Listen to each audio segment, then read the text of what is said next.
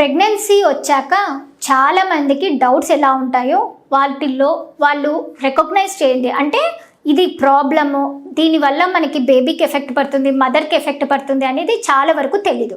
So అవి ఏంటి, ఆ డేంజర్ సైన్స్ అంటే ఏంటి, ఆ డేంజర్ సిమ్టమ్స్ అంటే ఏంటి, అంటే డేంజర్ కారణాలు అనేది ఏంటి అని చెప్పుకొని వస్తే యాక్చువల్గా ఫస్ట్ ఏంటంటే తల్లికి ఉండాల్సింది ఏంటి, హిమోగ్లోబిన్ అంటే రక్తం అనేది కరెక్ట్గా ఉండాలి. రక్తం సరిగ్గా లేకపోతే మనకి ఏమవుతుంది, బాడీలో రక్తం తక్కువైనప్పుడు గర్భసంచి దగ్గర కూడా రక్తం తక్కువైపోతుంది. అది బేబీకి పోయే కార్డ్స్ నుంచి కూడా, ప్లసెంటా నుంచి కూడా బేబీకి వెళ్ళే దాంట్లో ఫుడ్, న్యూట్రియంట్స్ ఇవన్నీ కూడా తక్కువైపోతాయి. సో బేబీ గ్రోత్ అనేది తక్కువైపోతుంది, ఉమ్మినీరు కూడా తగ్గిపోతుంది. సో ఇది ఖచ్చితంగా మనం గుర్తుపెట్టుకోవాల్సిన విషయం.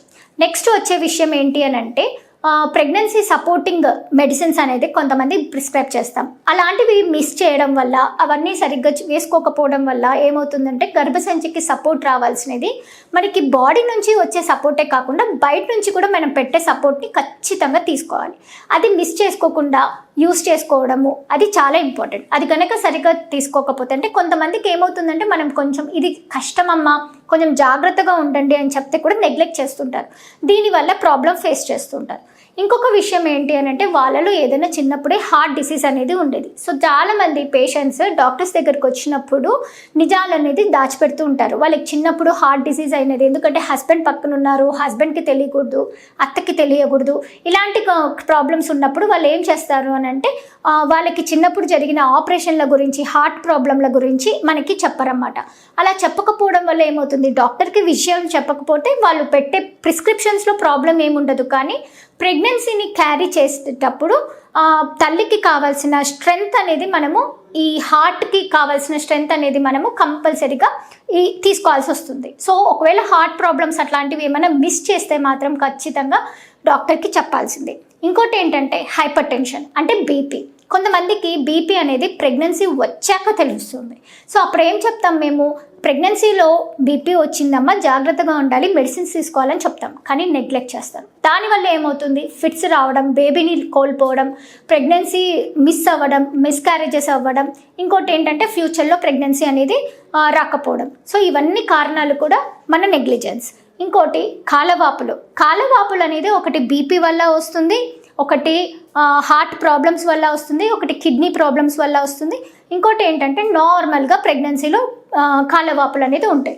సో నార్మల్గా ప్రెగ్నెన్సీలో కాలవాపులు ఎలా ఉంటాయి అని అంటే రాత్రి పడుకొని లేసాక మార్నింగ్ కల్లా తగ్గిపోతాయి, ఫేస్లో వాపులు కూడా తగ్గిపోతాయి. సో ఇది నార్మల్ అని అనుకోవాలి.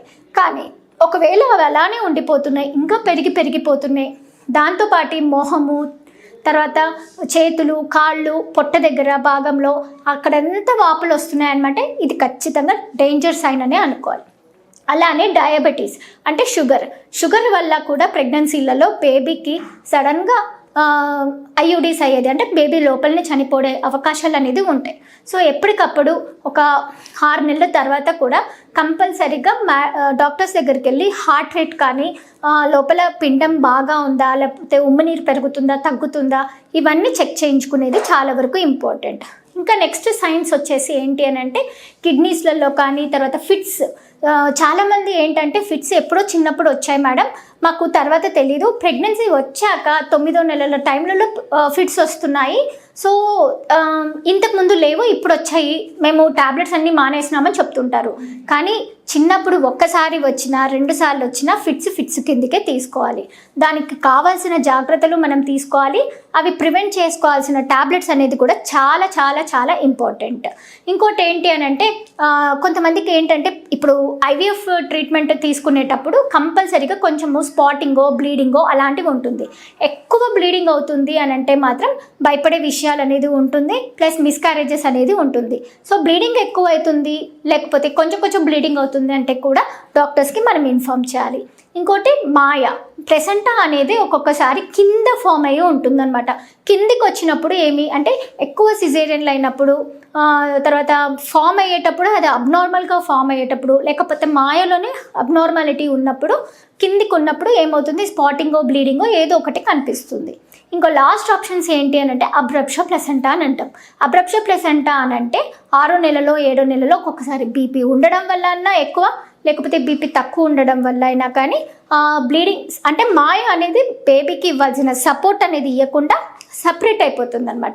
ఇట్లాంటి సిచ్యువేషన్స్ ఏమన్నా ఉన్నప్పుడు మనం కంపల్సరీగా టైంకి డాక్టర్ని సంప్రదించి నెక్స్ట్ స్టెప్ తీసుకోవాలి. థ్యాంక్ యూ అండి. నేను doctor Sushruta, Kurnool 49 fertility centre fertility specialist.